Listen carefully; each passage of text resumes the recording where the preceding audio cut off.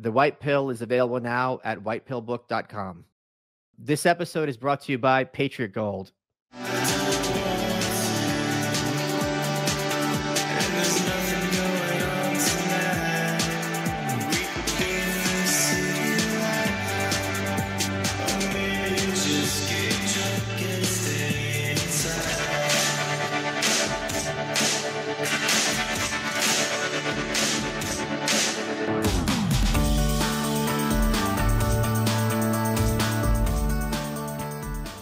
Good afternoon, Michael Malice here. Let that be your welcome for the next hour. I am really, really excited about this week's episode. We have Magatte Wade. She's an entrepreneur, and her new book is called The Heart of a Cheetah. Magatte is probably the biggest speaker out there. You've seen her on Jordan Peterson. You've seen her on Lex discussing bringing entrepreneurship and free markets to her native Africa. And you were just saying, Magatte, we've become good friends since you've moved here to Austin, that when you don't know how you were going to do this episode, because when we hang out, it's just us talking smack. I know. I don't, that doesn't sound like me. I'm a nice person who likes everybody. Whatever. No, it was, what I was telling you is, before coming on the show, I was telling my own husband, I'm like, his name is Michael Twin. I said, Michael, what am I going to do with Michael Malice? How are we exactly going to handle this? Like, just have fun with him. But I'm like, no, what him and I would do in private cannot be in front of a camera. No, we're going to be canceled, both you and I. So now what do we do? Wait, let's talk about serious stuff. One of the things that you said, I've seen your interviews, that is really profound and I think speaks to the heart of your new book is, there's all this talk about, conditions in Africa and colonialism, imperialism. And the point you made where I was like, whoa, is it's not the drain of natural resources. There's still plenty of natural resources left throughout sub-Saharan African. It's the importation of Marxism and leftist ideas that have really throttled what otherwise could have been strong development in the third world nations. Can you talk about that? Because I'm sure you discussed this heavily in the book. Yes, for sure. So the book really walks people through, is going to walk you through all the details of that, some of the meetings that took place. So what happened is, obviously, okay, so oftentimes when people think of Africa, they think of the story of Africa and African starts with slavery and then moves on to colonialism and then the end of colonialism to present day. And for me, even I used to not look beyond that. And so, but eventually what happened for me is as I'm realizing, and I'm sure we'll go more into the details of that, but to go to your point, once I started doing business, once I became an entrepreneur myself, and the particularity that I had as an entrepreneur is that all my businesses, I'm building now my third company, they have a sister company in Africa, a sister company in the US. And so it was very bizarre for me, especially as I was building my first company, to observe the discrepancies in terms of the ease of doing business or lack of, depending on which vantage point you're speaking from. And to just realize, wait, because back then it was in 2003 when I started the first business, and I was based in California, in San Francisco. So, only later also would I realize that California is not one of the most free states in the union, right? I think it's next to last in terms of freedom. So anyway, but even then, California, doing business there was so much easier than doing business in Africa. And I started, yes, and we're thinking here, the time it takes for you to register your business legally back then, very quickly in, a few minutes, I could get that done in California, where back at that time, it was taking me close to 2 years. Then you needed a few $1,000 to open a bank account in California, maybe $20, whatever. So it was just like all of that, right? All of that. And then I guess Wait, can I interrupt? Because this really hurts the little guy. Like if I'm someone who, has some spare time, I want to make some little business, like the equivalent of Etsy. Yeah. I'm screwed. You are. I can't even have a bank account. That's you basically crazy. Are. Yes, you basically are. And we're seeing that all over the continent. This is another thing. My fellow African friends who like to complain about everything, but like, how can you dare, put all of Africa in one box? And I'm like, when it comes to certain issues, Africa becomes a village. Thank you very much. Because across the continent, 54 nations, we seem to all have more or less the same issues, different degrees, but pretty much a basket case, So these are issues that everybody can relate to on the continent. There's a reason why Africa is one of the, least bankerized continent in the world. That's a place where you have the smallest amount of people who have a bank account, and it is all linked to the banking rules and regulations, especially around KYC, know your customer, things that the West most of the time has imposed upon us. But then I'm like, with technology and everything else, do not tell me that it's just that. So in any case, yes, the little people are screwed, and that's exactly what we're talking about. All of these would be small, medium-sized entrepreneurs, simply can't be. And then I was to, and at first I was like, okay, I guess it's because these countries are rich that it's so easy to do business, and it's because those countries like ours are poor, that's why it's so hard. That's what my thinking was, until it had to turn upside down. It is because it is hard for entrepreneurs to do business that the countries in those places are going to be poor. And it is because it is easy to do business that places like that will be rich. Why? Because entrepreneurs are the prosperity slash wealth creators. If you don't give them the right environment to do what they do, which is create businesses and the jobs and the whole economy that goes with it, you go nowhere. And so when I saw it, I was like, wait a second. And then I wondered, but why? Why is it that these people have that type of setup, the rich nations, and we don't? What happened here? And that question led me onto a long journey of seeking. I wanted to know, have we always been this way, and what happened to us? And so that led me directly into the work of Professor George Aite, Ghanaian economist, who has done all of his work and research on exactly what happened to us. And he's the one who put his finger on it when it was not popular to put your finger on that. And what he put his finger on, Michael, was, well, towards the end of colonialism, we're talking late 50s, early 60s, many African nations were now on their journey to being liberated, no more colonialism.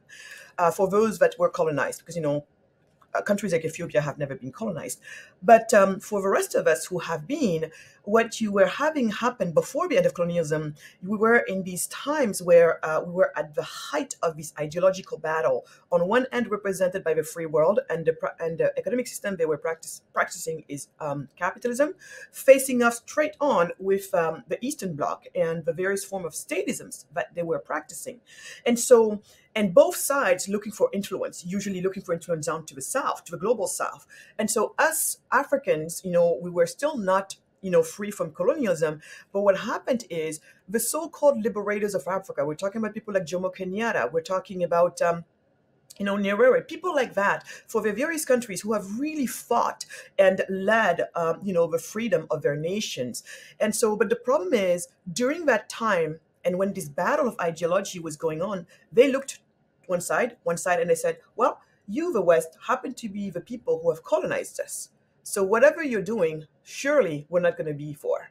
And so they All rejected right. the whole thing, right? They rejected the whole thing. And also, you have to realize it's true. It's the Marxists that, especially in those times, were positioning themselves as the ones who were also fighting for racial equality, right? Although Marx was a notorious or racist guy, but that's a whole other conversation. We'll go into that craziness. But but regardless, so here you are. We have been colonized by the West.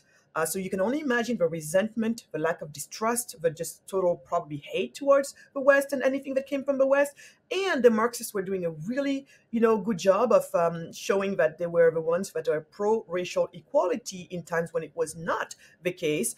And also, you were in a time when, I think many of us forget it, these ideas were very en vogue. Were very en vogue. I mean, at some point, the free markets were all almost vanquished, idea-wise. So when you put those three together, this is how most of newly, freely, liberated African nations started with leaders that were various form, that were, Marxist socialists for the most part. And even for nations like Nigeria, that, you couldn't say that they were Marxist socialists, they were still going for the 5-year plan, typical Soviet style. So really, that was the best one among them. So you can only imagine.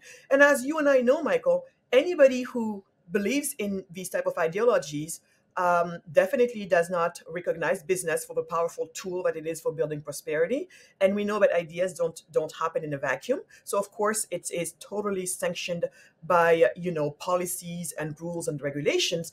And this is how Africa, so sadly, at the beginning of its journey to freedom after colonization, started on the wrong foot. We made a deal with the devil, and we never reconsidered it to this day. That's why this book is here. George tried to do his work with, especially the book called Africa Unchained, but I think, as with everything, it all depends on, everything is about timing. But George's work will not go in vain. And one day, I will make sure that his name enters the history books for Africa and for the world, because he's the one who really looked where we needed to look to. The title of his book is in his honor, as well as he wrote the foreword. He passed away earlier this year. We lost him. But that's pretty much what happened to us. And our people are still not willing, for the most part, to recognize this. That's why when Jordan Peterson interviewed me, especially, and later Lex Friedman, it caused such a huge uproar.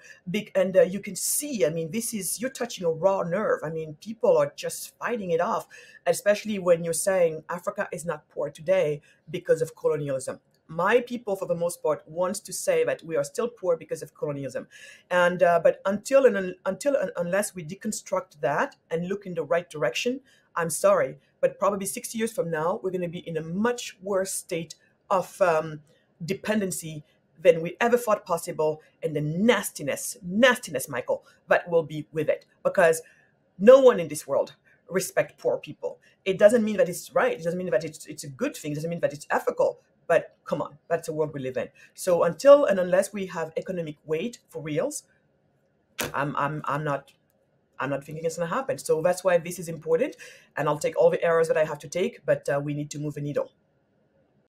Did you know that poor sleep can cause weight gain, mood issues, poor mental health, and lower productivity? Well, welcome to Beam Dream. Today, my listeners get a special discount on Beam's Dream Powder. That's their best-selling healthy hot cocoa for sleep with no added sugar. It's now available in delicious seasonal flavors like cinnamon cacao, sea salt caramel, and white chocolate peppermint. Better sleep has never tasted better. It contains a powerful all-natural blend of reishi, magnesium, L-theanine, melatonin, and nano CBD to help you fall asleep, stay asleep, and wake up refreshed. A recent clinical study revealed Dream helped 93% of users wake up feeling more refreshed, and 93% reported that Dream helped them get a more restful night's sleep. All you have to do is just mix Beam Dream into hot milk or water, stir and froth, and enjoy it before bedtime. It's just that simple. If you want to try Beam's best-selling Dream Powder, take advantage of their biggest sale of the year. You get up to 50% off for a limited time. Just go to shopbeam.com/malice. The discount is auto-applied at checkout. No code necessary. That's shopbeam.com/malice for up to 50% off. Nice and easy. You'll rest happily and healthily, and you'll be thanking me for it. And I'll say you are welcome. Folks, Barron's is warning the stock market looks like the dot-com boom before the bust, and the Magnificent Seven, all tech stocks, account for more than 25% of 2023's gains. Meanwhile, Fortune magazine is warning that the S&P is heading below 3,000, and two of the biggest stock market crashes happened in October, which was October 1929, and Black Monday, which was 1987. Seasonally, we're entering the best 6-month period for gold and silver, and along with the Fed nearing the end of their rate hikes, gold is poised to skyrocket. JP Morgan and Wells Fargo both forecast gold to hit all-time highs in 12 to 18 months. So call the proud Americans of the Patriot Gold Group today before it's too late. Mention my name. That's Michael Malice. And you'll always get best-in-class service from Patriots protecting Patriots. Patriot Gold Group has the no fee for life IRA, where your IRA or 401k can be in physical gold and silver, and you may be eligible for the no fee for life IRA and qualifying rollovers. Here's all you got to do. Call 888-505-9845 to get a free investor guide, or simply go to malicegold.com. Patriot Gold Group is Consumer Affairs' top-rated gold IRA dealer 7 years in a row. So call 888-505-9845 or just go to malicegold.com and start protecting your money. Let's get back to the show. Mikhail Bakunin, the great anarchist, when he was criticizing Marxism, he said, I wanted to get the quote exactly right. He goes, when the people are beaten with a stick, they are not much happier if it is called the people's stick. So this idea that, like, we're going to get rid of these foreign chains, and now we're going to put our own domestic chains. Here we go. This is a big improvement. Like, now they have our flag on the shackles. Exactly. It's progress. That's right. And it's very disheartening to hear, because I think another aspect of this, and you see this in countries like North Korea and other, highly centralized countries, is the people at the top have an enormous incentive to not liberalize because A, then they have to take responsibility. Yeah. They're also, in the 90s when North Korea had their famine, Kim Jong Il explicitly said, like, look, if we're allowing food for these people, then why are they going to need us? So there is a strong incentive for these political Mm. leaders to be like, if everyone is independent and can provide for themselves, they don't need this kind of strong government. Then what good are we? And this, can you talk a bit about this? Because the narrative in the West is very much Africa and corruption become like synonymous terms. But I don't think this is just complete stereotyping or propaganda. There's a lot of that to No. be had. Can you talk about that? Yeah, no, and very good point, Michael. And this is where, yes, do we have corruption in Africa as a whole? Yes, almost as bad as Chicago. Yes, come on. But so the corruption definitely is there. But the argument that I make is that the corruption does not happen in a vacuum. I think people think the corruption is a root cause when I'm like, no, the corruption is a symptom of something much more insidious that you're not seeing. And this is also the whole reason for why this issue is so complicated. It's because the root cause of this problem of poverty in Africa, and in this case also the corruption that we're talking about, is something that's invisible to most people, which is the laws, the regulations.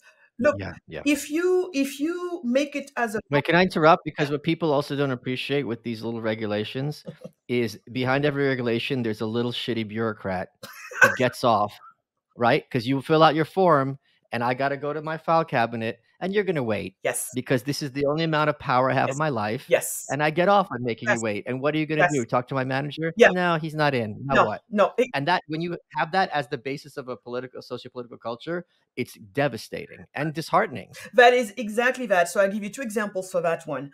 Um, so in my country, Michael, if you and I want to get into employment, like Senegal, tell people of Senegal, Senegal. in my country, which is Senegal, if you and I want to get into employment right now, I show up and we write a contract in three example, sets, in a set of three. And so what happens then is I have to literally drive myself. And because in our case we decided to be in the countryside so that we can bring jobs where there are not, and help stop the rural exodus, help people stay home in their communities in the countryside and grow there too. It means that, because the law is, if you and I decide to work together, we have to draft a contract, and then I have to take the contract myself physically into in the 21st century. You might be like, why don't you just email it? Well, because we don't respond to emails. They don't care.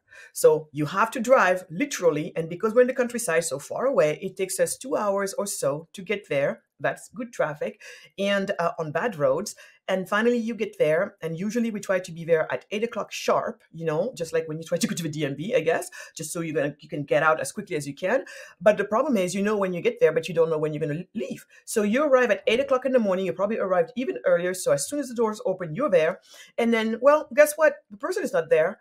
But you see them, they're going around, getting their coffee, talking to their little friends, taking their time, everything, and all of a sudden they disappear.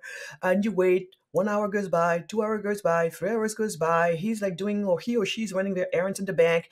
And all of a sudden they show up and with just like such disdain, such disdain. "Ah, yeah, what do you need? What do you want?" And then you sit down and you bring this contract. And here's this guy looking at this contract. Mind you, he's probably never built a business in his life, has definitely no idea what our business is all about. But this person will get to tell me and you, Yeah. Michael, if we can get into work together. And they say, well, where's Michael's health certificate? I'm like, wait, what? I had to hire a CPA, by the way, to hire you because the rules around employment are so complicated. It's better just to hire an expert so I don't get it done wrong, which means I would be, harassed, or worse sometimes yet, maybe put in jail by the government for not following the rule.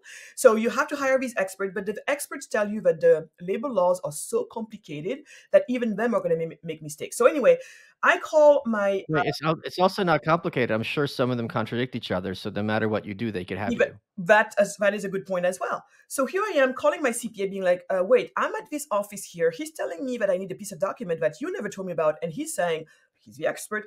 He's saying that shouldn't be the case. I work in the capital city and we've never had this demand from them.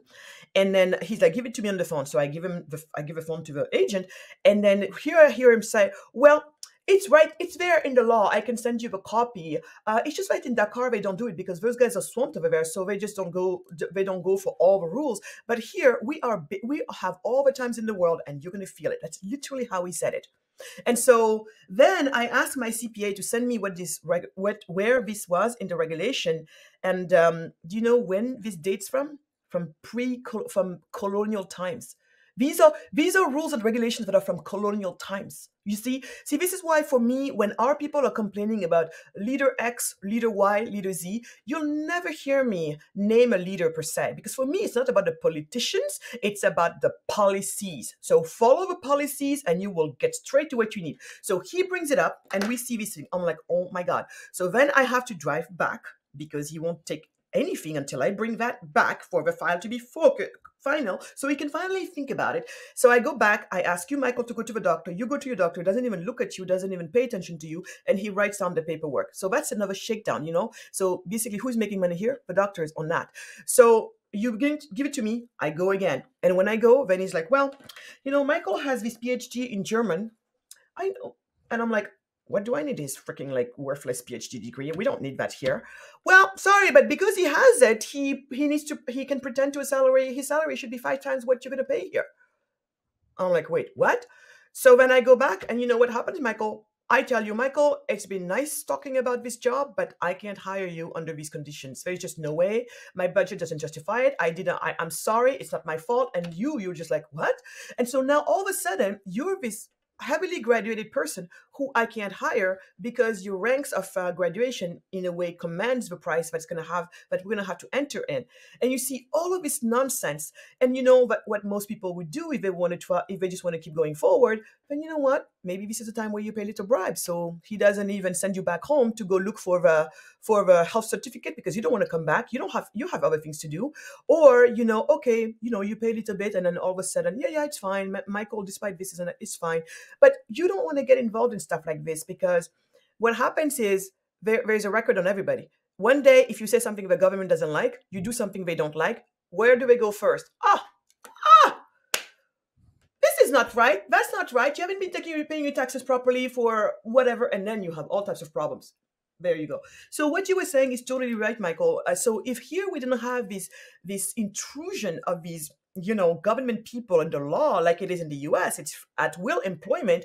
You nix all of that. It's all the more stops where you don't have to pay to move forward because it's so cumbersome to do it the legal way. And the same thing on the road. The laws of moving a vehicle on the road is so complicated. I take my country. Because when I'm home, I make it a point to never drive my own 4x4 or anything like that. Because when you do that, you're sending a signal that you belong to the elite. They mean, don't mess with me a little bit, right? But I'm here. It's like here when you're in like a Corvette in certain neighborhoods or whatever, the cops know, okay, this guy can afford a parking ticket. Or the plates from a different state. Yeah. The signals. Yeah. Very good point. So there, I make it a point to always drive and use the methods of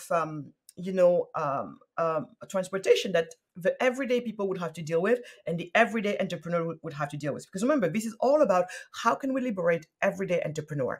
Little Michael in the middle of nowhere, Senegal, who has a great idea, is willing to work hard, but he knows nobody in government and he doesn't have millions to put forward. So that's who we're trying to liberate, because without them, nothing will work. So I need to know what they're going through. And so, of course, I take these cars and drivers that you hire for the day and or for the path you need to go for. Would you know that on a less than 60 kilometers distance, I don't know what the mileage would be. I think we have to multiply by 1.7 for miles, right? I'm not sure, or the other way around. But on a 60-kilometer roughly stretch, we get stopped 10, 12 times. And each time... Are you serious? No, I'm not. I am serious, sorry. It is 37 miles. Yeah, it's crazy. So you get stopped everywhere. And what happens is they stop you. And who stops you? Like the cops? The cops. They stop you and then they come by. Yeah, they say, put yourself on the side. So you put yourself on the side. And then after 5 minutes or 10 minutes or 20, they take their time. Then they come by. Well, give me your registration and your driver license. So you give him that stuff. The driver gives him that stuff, and then you see them being like, you know that whatever's gonna happen, no matter what happens, they're gonna take your money. They're gonna take you $2, and that's what we're talking about, $2. But for $2, that's a lot for local people. But they're gonna, But it's also psychology and your time. yeah, Because if you're trying to get a job interview or a meeting or whatever, now you've lost who knows how long. that's why the joke is, you know when you're leaving, you don't know when you're coming back. I guess it's true always because you can be to accidents or whatever, but us, we say it for different reasons. So you're there, the guy stops you, and then he comes by. And then he starts saying, well, um, you don't, why do you have tinted, do you have your permit for your tinted glasses? And you're like, what? What? Well, to have tinted glasses, you have a permit. You need to have a permission from the Minister of Interior. Where is your permission? Of course, nobody has that, because of course also no one knows where this rule is. We don't know what is this thing, but he's over there and he tells you that, and then of course you don't have it. Well, what does it mean? It means that, okay, then get out of the vehicle. We're gonna tow it away, and I meet you at the main office, where you're gonna have to pay a very hefty fee. Do you think anybody's going to go for that? No. And you know him too. What he's waiting for is when you give him your license. When you give him the next piece of paper he supposedly asked for, you fold the bill in there. He gets it, and he's like, okay, go for now. And then the next stop, same thing. We've been stopped for, do you have your triangle? The triangle for accident. We've been stopped for, do you have an extinguisher? Not one, but two. Are they less than 6 months old? I'm learning. I'm just learning. All types of things, the tinted glasses, everything. But I think I've heard at least 100 different rules since we got started. But you see, and nobody knows what it is. And if it was clear and put somewhere, then this guy knows he can't stop you for just anything. But right now, there's too many of these rules, and it's too nebulous. So it works for them. So this is why I say, and then we see this corruption, and we say, see, it's because we're corrupt, we go nowhere. But if this person did not have a right to interact with me, which is what the law really is, which is what the law and the regulation give him the right to, then that friction is gone.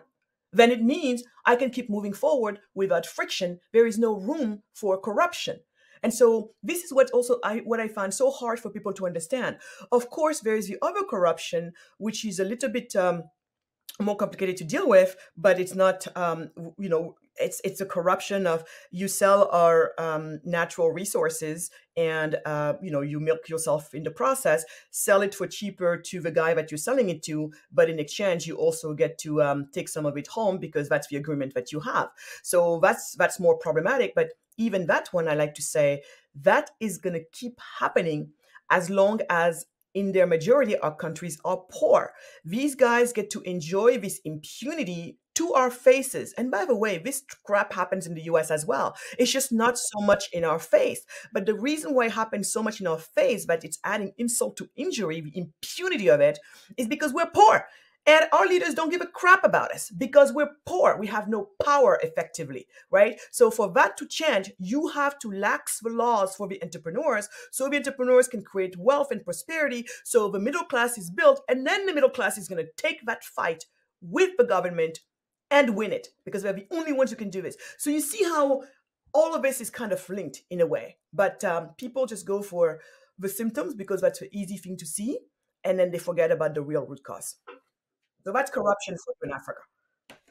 Folks, everyone has busy lives these days, and you can't afford to waste a day stuck on the couch because of a few drinks the night before. So Z-Biotics is the answer that people are looking for. Z-Biotics Pre-Alcohol Probiotic is the world's first genetically engineered probiotic. It was invented by PhD scientists to tackle rough mornings after drinking. Here's how it works. When you drink, alcohol gets converted into a toxic byproduct in the gut. It's this byproduct, not dehydration, that's to blame for your rough next day. Z-Biotics produces an enzyme to break this byproduct down. It's designed to work like your liver, but in your gut where you need it most.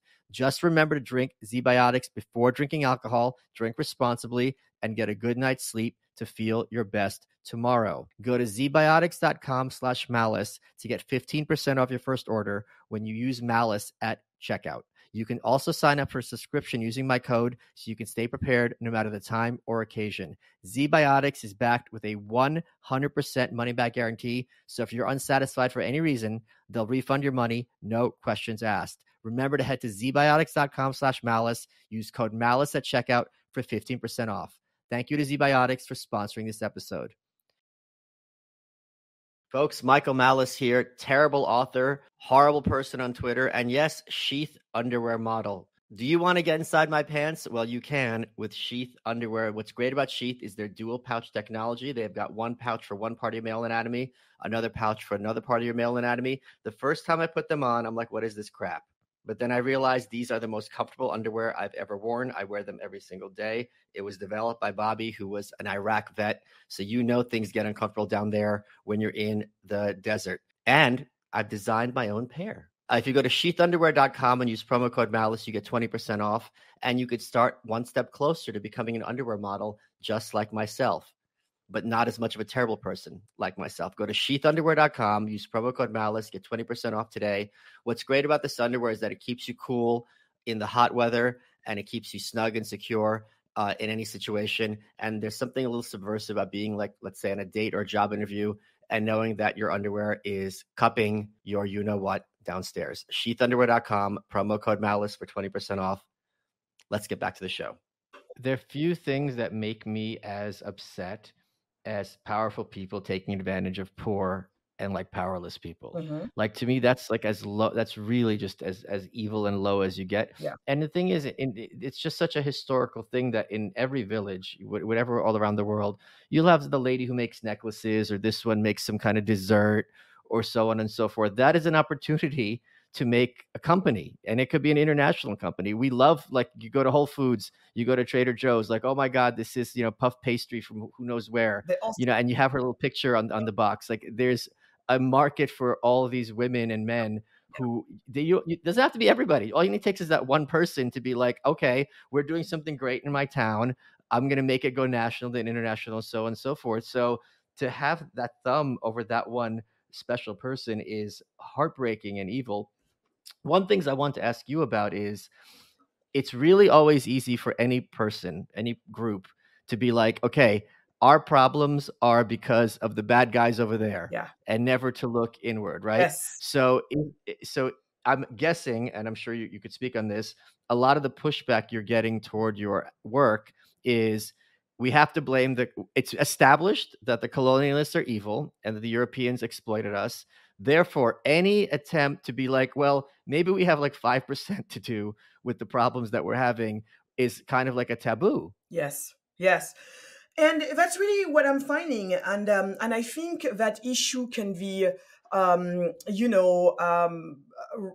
replicated straight here in the US. I see it about everything. It seems like it's something that's really ingrained in us humans. It Yes. seems like our natural instinct is to go for blaming, and I think you see that our first instinct is to go for fights along lines of he or she or they are the reasons why we are struggling the way we are. And I think it's a natural instinct that when something is not happening, I think where it's coming from an evolutionary standpoint, and maybe biologists will say you're out of your mind, but this is just one of the theories I have, is it has to do with our animal instinct of when something bothers us, we're going for the quick physical release, right, of the feeling of a sentiment or even the perceived sense of danger. And so what you want to do is punch or kill or do something where that's it. You physically, and then even for you physically, everything else starts to happen. So I think the way it looks in our modern society, where you can't just be going around, solving your problems with duels like back in the days. People are like, okay, I'll meet you at 8:00 in the morning, or let's go for a duel, and whoever wins or kills each other. And it was perfectly accepted. We take the body, we take it away, done. That's how we handle our problems. But in a modern construct, you can't just do that. You can't just be punching bullies in the face. Although I was doing that a lot when I was a kid. But that's the thing. You're a kid. That's how you think you're going to solve problems, right? But when you're adults working in civilized society, you just know that you just don't go around punching people because they things you don't want or whatever, or worse yet, kill them. But that's still an instinct deep down. So what I have seen is my point is, listen, guys, I am not saying that there are not external forces. That's not what I'm saying. But when the external force is on top of that, something that happened many, many years ago where there is absolutely nothing that you can do about, I think it's Right. just a losing proposition to sit in that space. You see, I have been trained, and that's really the key word. I don't think these come instantly to people. I took it for granted because I never took the time to think about where it came from for me. To whenever I see a problem, my first instinct is not to think about who did this to me. It's actually to think about what can I do? Because I think I was raised to only Right. trust myself. You see, because where we come from, and I see it even for, when people sometimes come about racism, I'm like, I actually don't care that it's a good thing that it's in the law that supposedly you're not supposed to discriminate against me for my race, my sex, my whatever. But at the end of the day, no one is in your brain or in your heart to know exactly what it is that's motivating you. So me, I trust nothing.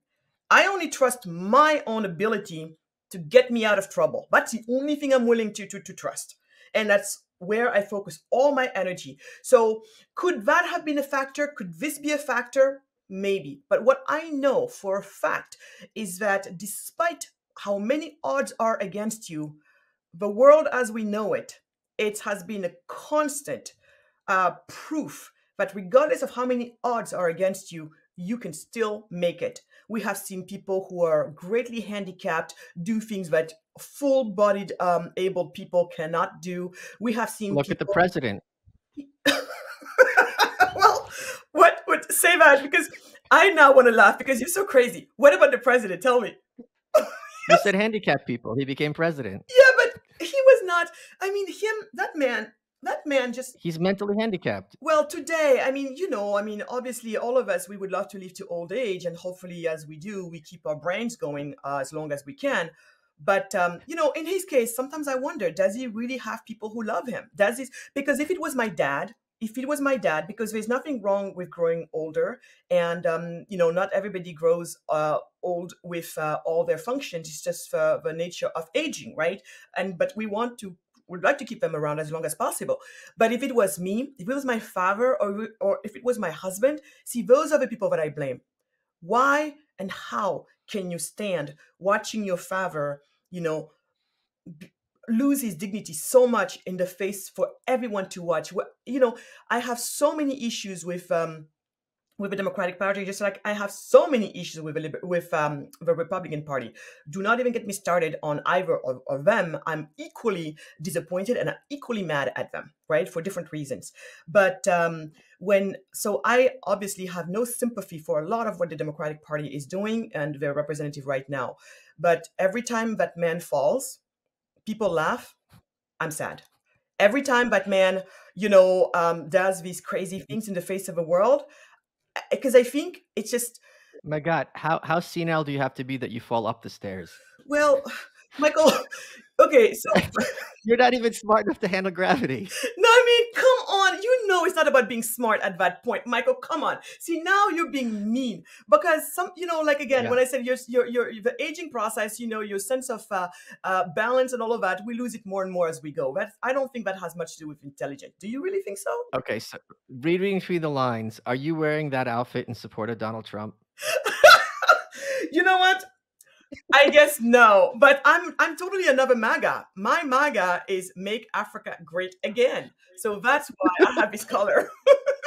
But let's take it back to a serious point. Yeah. Do you get I'm sure the amount of hatred you get on social media is completely insane, and the absolute racism even from other black people must be Yeah. crazy. Do you get referred to as a white supremacist on a regular basis? No, oh well, I'm sure I didn't see it. So some people think I'm a CIA agent. Some people think I'm another Candace Owens. Some people think Oh, that I'm just a shell for white men. Or like basically they're hearing that there is a great grift in people like me, meaning black people, speaking what they consider to be right-wing talking, speaking points. And Michael, when I hear all of that, sometimes I get upset, but not upset because of the insult. But I'm just like, my God, do you not see how you are once again being your own darn freaking enemy? Again. Yeah. And what also makes me upset is that in your remark shows me that you have lost all agency. And that's really sad because you're telling me that the world in which you live, the white man is definitely superior to you. Because otherwise, why are you always thinking that, you know, as long as the white man, as long as we are where, as long as France doesn't want to, France will never let us. I hear that a lot. Or as the Americans or the Western world, they don't want us to.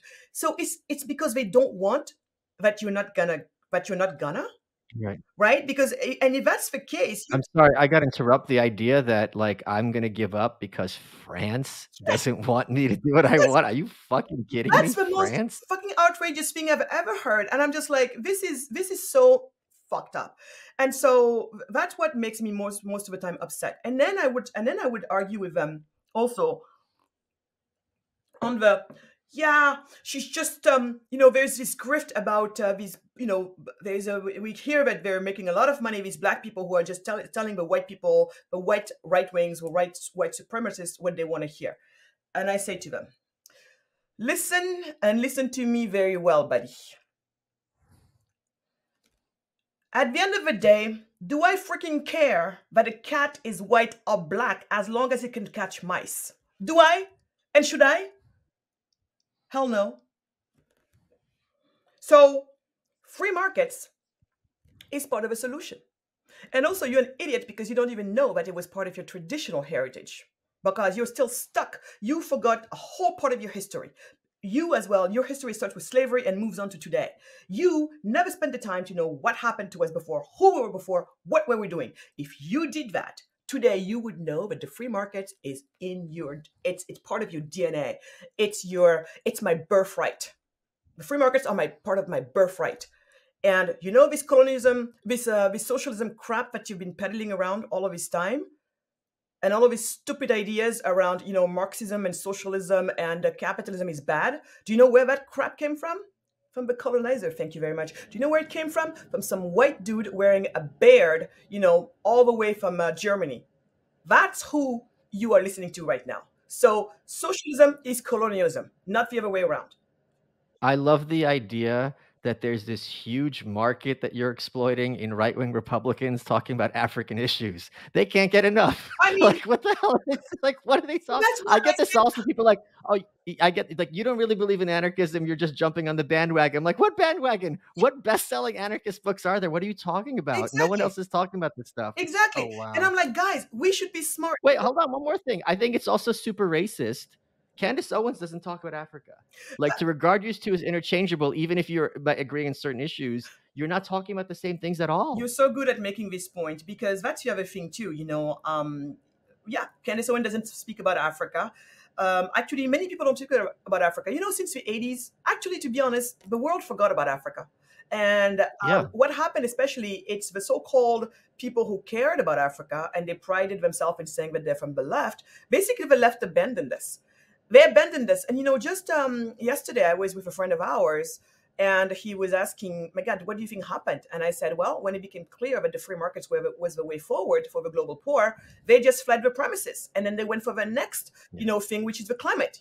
So you see the hypocrisy. You see the hypocrisy here. And so right now we're in this position where the left that traditionally has positioned as themselves as the ones who care about us, but now it's really clear that it was never about us. It was about using us to promote an ideology, and now that that no longer works, it's proven that that ideology is not the best, option for the poor. They fled the premises. But who has always been a promoter of a free market? It happens to be the people on the right for the most part. Although today, I wonder if they have also not departed, the premises. We're left with the libertarians primarily, who are really solidly, pro free markets, honestly. And so, what happens there is the people who claim to be our allies turned out to not be real allies. They turned out to be fakes. And then the people who never bothered or never said that they cared about Africa one way or another, we just didn't exist for them. It turns out that, the ideas that they believe in happen to be, what we need. And so this is and so then our people, I tell them, how much longer are we going to be idiots in this, and keep on not looking at what and keep on disregarding what works for us? Again, should it be about who is saying what rather than the what? All we should care about is the what, and that's the only truth we're after. If this stands to be true, no matter who says it, then it is what it is. And so today, the forces have just made it that it is how it is. And so if the white conservatives or the white supremacists and I happen to agree on the need for free markets, so be it. It is what it is. But I am certainly not going to depart from what is the solution to my situation just because some person, however unsavory you deem them to be, happen to be right as well about this. Even a broken clock is right twice a day. Thanks a lot. There's just two examples that come to mind of very similar situations, which is there's this narrative in Walt Disney history that the Civil War was fought over slavery. And you very clearly see that after the Civil War was won by the North, this former, it's like, okay, we liberated you. Okay, goodbye, good luck. And, there was absolutely no follow up in the sense of like, okay, how do we adjust these people who are by law illiterate into some semblance of normalcy or equality? It was just like, yeah, we gave it 5 years. Okay, take care, guys. Let the Klan run you. And you see the same thing also with South Africa. It's like, all right, we have to stop apartheid. We have to start apartheid, stop apartheid. And then it's like, okay. And like, you never hear about it again. It's just like, okay, problem solved. Like, let's move on. Exactly. Is it Botswana, the country that is the most pro free market, that's been having enormous success compared to its neighbors? Am I getting that correct? Yes, you got it completely right. Botswana and Mauritius. It just happens to be that Botswana is. That's funny because Mauritius is the home of the dodo, so they're the smart ones. There you go. See, you live and learn, right? That was smart. Yes, they are actually. That's what I'm saying. Never discount anything or anybody. So I'm just kidding. But yes, so those guys definitely. And then they would say, and then my African friend would like, well, did you look at Mauritius? Did you look at who lives in Mauritius? Do you really think that they're real Africans? Again, you see, Oh every wow. example is taken to be like, oh, why I should not start and put in the work. So I'm like, okay, if Mauritius is not, if you're saying, because they'll be like, oh yeah, you see all these, it's not really. So I'm just like, fine, if that doesn't work for you, fine, I'm not going to fight you right now because we've got other things to do. But let's go look at Botswana. The tint looks like ours. So okay, but does that work now for you? Yes. Okay, good. So Botswana, that's exactly what happened. Botswana, after the end of colonization, Kama went there. He was a king, like he came from a long lineage of kings, and he went back, having studied, I believe, at Oxford, and he came back, and basically he did not want to go back and being a king, but his people said, no, we want you to lead us. And what happened is he really had learned about the power of the free markets, as well as especially common law in this case. And so what he did is something very unique that I'm actually promoting for the rest of us Africans to do, is he combined the common law with their own indigenous traditions, Okay. right? And then he created something really amazingly great, and in a way Botswana today is thanks to that. So yeah, so Botswana is definitely one of my stars, and could Botswana do or would have done as well as Singapore if they have gone even further in terms of being even more free market? I would like to argue that yes. But they did much more. They practiced much more of the free markets than the rest of the continent did, and it shows. It shows for it. Next, you have a country north of. When you start traveling north, you hit Rwanda at some point, and then Rwanda, same thing. Basically, Paul Kagame, the president of Rwanda, has modeled himself after Lee Kuan Yew of Singapore. Oh wow. Yeah, Okay. I mean explicitly, and the way it shows is he has gone to be a serious, reformer. I mean, on the Doing Business Index ranking, Kagame, so Rwanda, Botswana, Mauritius, as well as Zambia are the top four, that you can find in Sub-Saharan Africa on the top half of the Doing Business Index ranking of the World Bank. Everyone else is in the bottom half, meaning that everyone else is it's like swimming through molasses to do business anywhere there, and then the results are showing. Botswana is an upper middle income nation, And like I said, by now they would be a rich nation if they had even pushed the envelope further. Mauritius definitely richer than many Western European nations. And then you have Zambia, that if they continue down on their path, they just got started on this journey, but the results are starting to show, and they're on their way to definitely becoming middle income nation, and at some point probably a rich nation. I mean, Kagame, Rwanda, by 2050, the plan is by 2050 to be a wealthy nation, a prosperous nation. That's it, game over, done, and they're on their way. And when you look at the Rwanda 2050 vision plan, do you know, Michael, what is specifically stated as to the main path to that? Build What? the greatest business environment the world has ever seen. Because again, that's what they learned. That's what he learned from Singapore. So my thing is, you have this tool that works everywhere it's been tried, regardless of the people, their background, their cultural background, what they got started with. Regardless, they apply this software, because really I call it a software. If we can move it, Yeah. if we can move it a little bit away from the political realm and start looking at it as a software, because I think the free market is probably the best way to look and to think of the free markets, is to think of them as a technology, right? As the software that the country would be the hardware, and the free markets would be their economic software, right?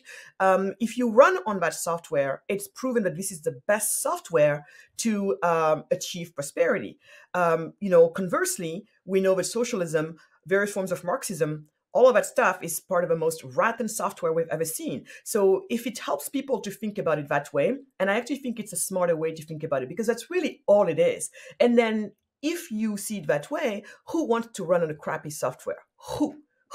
That's why Kagame said, listen, the minute I understood our software is what's wrong, we're going to change it. And that's what he's doing. It's working. And everywhere people understand that, it works. So why then do I have to have a patience to sit there and listen to people complain all day long until the cows come home that we're poor, and then we have a neocolonization that comes with being poor? Why do I listen to people like that? I don't have time to listen to them. Me, I discovered we need a different software. Let's get the damn software and let's move on, okay? And then from there, we can probably fix 80% of our problems.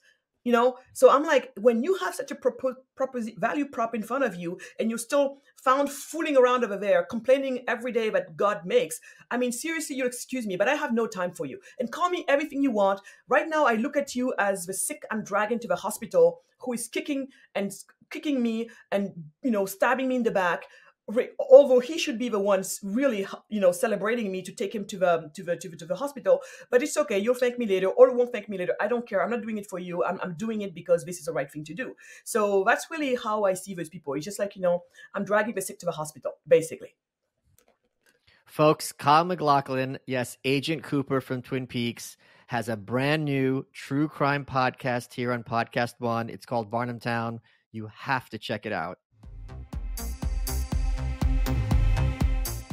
Sometime in the early 80s, REO Speedwagon's airplane made an unannounced, middle-of-the-night landing. This is my friend Kyle MacLachlan, the star of Twin Peaks. And he's telling me about how he discovered a real-life Twin Peaks in rural North Carolina, not far from where he filmed Blue Velvet. What was on the plane was copious amounts of drugs coming in from South America. Supposedly, Pablo Escobar went looking for other spots, quiet, out-of-the-way places to bring in his cocaine. My name is Joshua Davis, and I'm an investigative reporter. Kyle and I talk all the time about the strange things we come across, but nothing was quite as strange as what we found in Varnamtown, North Carolina. There's crooked cops, brother against brother. Everyone's got a story to tell, but does the truth even exist? Welcome to Varnamtown. Varnamtown is available wherever you listen to podcasts. Folks, You're Welcome with Michael Malice is brought to you by Progressive Insurance. Let's face it, sometimes multitasking can be overwhelming. Like when your favorite podcast is playing and the person next to you is talking, or your car fan is blasting, all while you're trying to find the perfect parking spot. But then again, sometimes multitasking is easy, like quoting with Progressive Insurance. They do the hard work of comparing rates so you can find a great rate that works for you, even if it's not with them. Give their nifty comparison tool a try, and you might just find getting the rate and coverage you deserve is easy. All you need to do is go to Progressive's website to get a quote with all the coverages you want, like comprehensive and collision coverage or personal injury protection. Then you'll see Progressive Direct Rate, and their tool will provide options from other companies all lined up and ready to compare, so it's simple to choose the rate and coverages you like. Press play on comparing auto rates. Quote at progressive.com to join the over 28 million drivers who trust Progressive. Progressive Casualty Insurance Company affiliates. Comparison rates not available in all states or situations. Prices vary based on how you buy. Let's get back to the show. This is you're about to pop off, but I have to ask this question because it's very important. Mhm. What is your opinion of the role of organizations like the UN, the World Bank, and the IMF vis-a-vis what's going on in terms of African underperformance? Because this is something I think is very important for Westerners to understand. How these we're just here to help you. Yeah.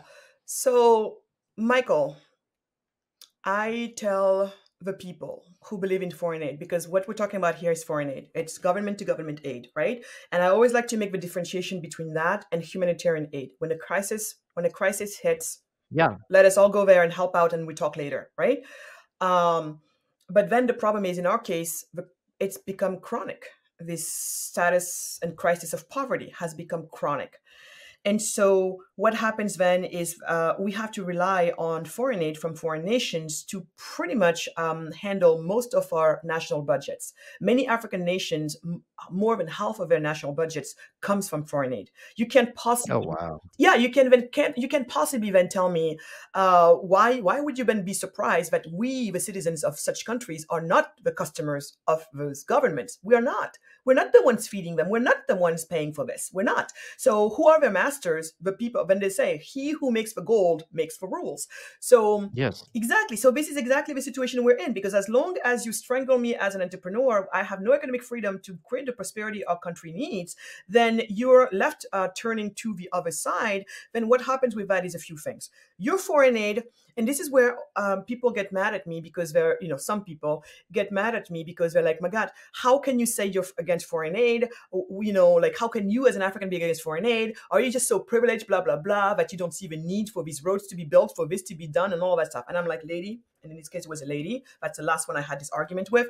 I'm like, okay, let's look at this, and I want you to see trade-offs you probably never considered before. Because again, life is all about trade-offs, right? So I said, I want you to think about the trade-offs you'd never thought about before. So here I get your foreign aid. And by the way, let's say it's I'm just making the math easy for people, and let's say it's $1 million, and it's not $1 million. We're in the trillions by now of dollars that Americans have paid, Europeans have paid, everybody's paying. That's not, So let's say you send me $1 million, to supposedly help me build a road, or help me build a hospital, or help me build schools. Out of that $1 million, probably half of it will go straight back into the pockets of consultants working at the UN, USAID, and only God knows what else. Everybody's going to take a cut because you give the money, but they're the ones who are going to have to supposedly do the work, right? And then they hire a few people on the ground to kind of do some of the work on the ground. The road that was supposed to be worth $1 million, now probably we only spent $250,000 on it, and the other big chunk went into the pockets of our leaders, so they can buy chateaus in the south of France, have girlfriend number 10, despite having 4 wives, and who knows what. But men's lust, who knows the end of it? I'm not being feminist here, but you know my point. So, and it's not just the men, by the way, who are being corrupt in these cases. It seems like women are doing better, but the one from Madagascar, I think it was Madagascar, she was caught with her. She was like, really, lady? Really, seriously? Is this really how it's going to play? Do you know her corruption, how it worked, and how they framed her? They found, I don't know how many pairs of shoes, stupid stuff like that. That's where she spent the money. And I'm like, lady, please. Anyway, so out of $1 million, half of it easily would go back into the usual suspects, through consulting businesses that they have, UN, like I said, USAID, all of those guys. And then another $250,000 goes into the pocket maybe of our leaders. And then we're left with a little road that in the end cost only $250,000, maybe poorly built, who knows, few years down the road, it's going to start to break down again. If it's a bridge, maybe it's going to collapse. People are going to die. Who do you go to? No one cares, whatever. But for that crappy little road of yours, that I can honestly say, well, it was not, the road is here. For that crappy little road of yours, what you have done is you built the cultural dependency because you did for me what I was supposed to do for myself. And in doing that, frontally or subconsciously or consciously, a cultural dependency is being created. And we know that a cultural dependency is not good for prosperity creation, for entrepreneurship. We need So it's gone from colonialism to feudalism. good word, exactly. So that's number one. That's the first trade-off, and the best way to think about it is like, like for every drug, when you go get your medication at the pharmacy, you come back and it says this is what you're supposed to do, but then you have all the side effects. So side effect number one, Yeah. cultural dependency. Be aware your people are going to be dependent. Okay. Side effect number two, violence. Basically, what you're doing by doing that is you're promoting people not wanting to leave office. Because if you're in office, you Right. control the power, you control access to these funds. So who wants to let it go? No one. Which means people will do whatever it takes to stay in power. That's why you hear about all of these people who have stayed in power for decades and who knows what else, right? So now you have these people who don't want to leave power, and also the violence that can come from it by them doing everything it takes to stay on power, and also our people doing coups or who knows what else in order to change that. But you can see how that dynamic works. So that was side effect number two. Side effect number three is neocolonialism, because again, he who feeds you makes the rules and tells you what to do. That's who you obey to. You're not obeying to me, your citizen. You're obeying to them. So do you really think, Michael, that for those three side effects, those two trade-offs, do you really think that the cost analysis of benefits is worth it? Is it really worth it? Can you now understand why some of us are saying, wait a second, this is not in our favor. There are too many side effects to make this drug worthy.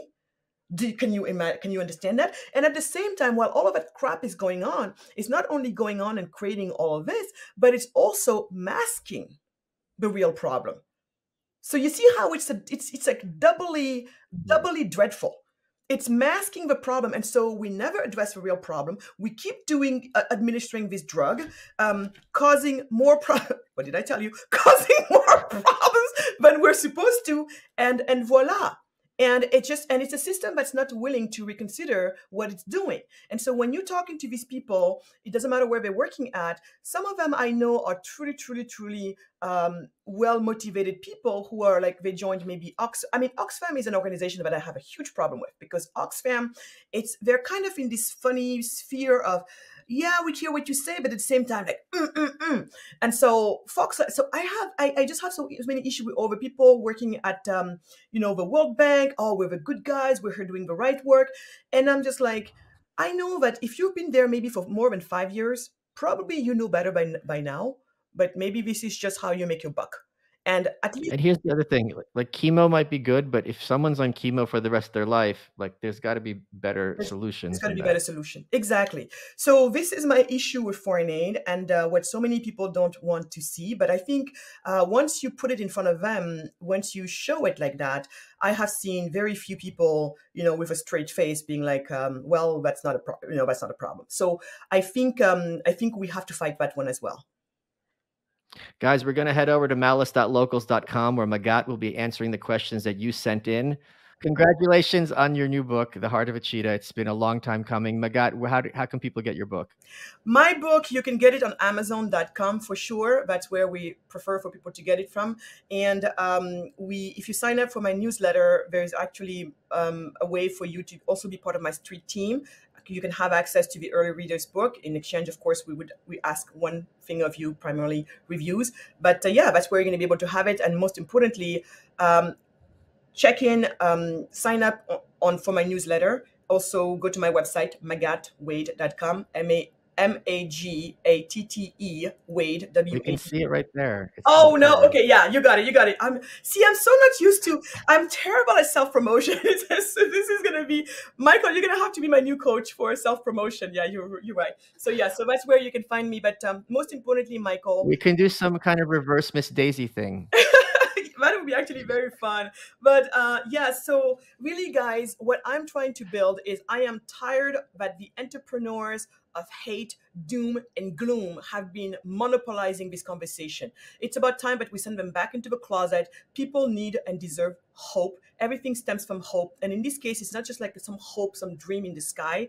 The way there is seriously backed by history, backed by economics, backed by some of the most, yeah, it's been everywhere this stuff has been tried. It has worked through times and through places. So the future for Africa is amazingly bright. And so I'm building what we call the cheetah generation, because George Ayite said, cheetahs are the future for Africa. It is on our backs that the future of Africa lies. He said, we are the fast runners of Africa. We are the ones who wait for no one. We are the ones that are going to do it for ourselves.